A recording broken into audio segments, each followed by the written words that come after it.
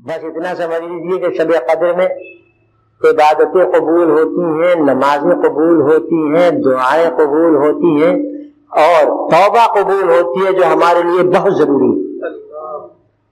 توبہ قبول ہوتی ہے، اللہ تعالیٰ کی مغفرتیں نازل ہوتی ہیں، بے شمار نازل ہوتی ہیں، انگنت نازل ہوتی ہیں، اللہ کی رحمتیں نازل ہوتی ہیں، خاص قسم کے انوار و تجلیات اللہ تعالیٰ کے یہاں سے نازل ہوتے ہیں اپنے ان بندوں کے لیے جو شب قدر کی ان شب قدر میں عبادت کر رہے ہیں۔ فرشتوں کی جماعتیں نازل ہوتی ہیں اور وہ شب قدر میں عبادت کرنے والوں سے مصافحہ کرتی ہیں، اور ان شب قدر میں دعائیں کرنے والوں کی دعا پر آمین کہتی ہیں۔ یہ میں نے موٹی موٹی باتیں بتا دی آپ کو، ہیں اور بھی اس کے بعد، لیکن اتنی ہی بہت ہیں۔ شب قدر آخری عشرے میں ہے، غالب گمانی ہے، لہذا آخری عشرے کی تمام راتوں کو حسب توفیق اللہ کے لیے اللہ کی عبادت کر لی جائے، دعائیں کر لی جائیں۔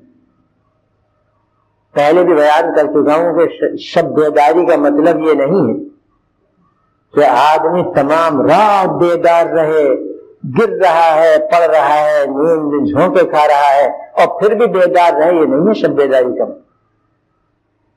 یہ شب بیداری پڑوسیوں میں ہوتی ہے، ہمارے یہاں نہیں ہوتی۔ شب بیداری اپنی طاقت کے مطابق ہے، اپنی فرصت کے مطابق ہے، اپنی صحت کے مطابق۔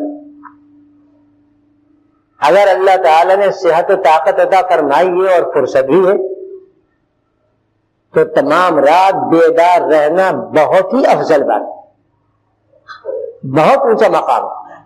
اور بیدار رہنے کا یہ مطلب نہیں کہ بس آنکھیں پھاڑے ہوئے بیٹھے ہیں اور کچھ نہیں۔ شب بیداری کا مطلب اسلام میں یہ ہے کہ عبادت کریں۔ یہ بھی مطلب نہیں کہ چائے کے دور چل رہے ہیں، یہ بھی مطلب نہیں کہ بازاروں میں گشت ہو رہا ہے، ابھی تو شب بیداری ہے، رات کو سو نہیں رہا ہوں۔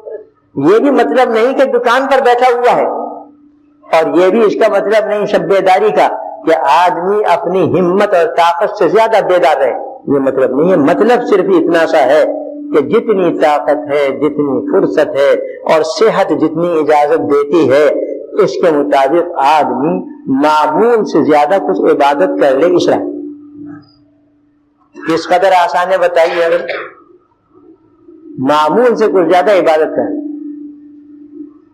اور ہر رات میں کرے، چاہے وہ طاق ہو یا جفت۔